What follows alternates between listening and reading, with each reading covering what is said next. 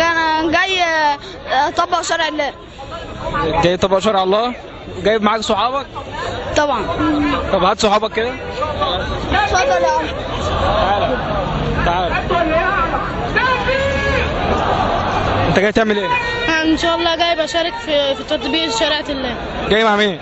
جاي مع ابن خالي وابن خالي الاخر. يعني انت تقرب له ايه؟ انا قريب له، هو المفروض يبقى عمي وخالي.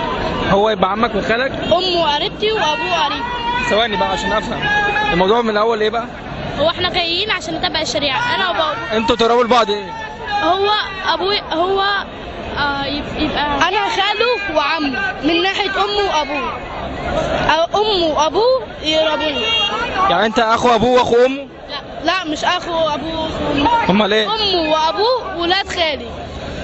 اه. ده بنت خالتي، دي بنت خالتي وده ابن خالي. وانا ابنهم. انت ابنهم؟ اه. وده مين؟ ابوك؟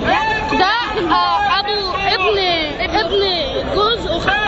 ابن جوز اختك؟ ابن خالي. يا عم يلا يا عم، يلا يا عم انت هو يا عم. ابن خالي. انتوا عيله غريبه قوي بجد.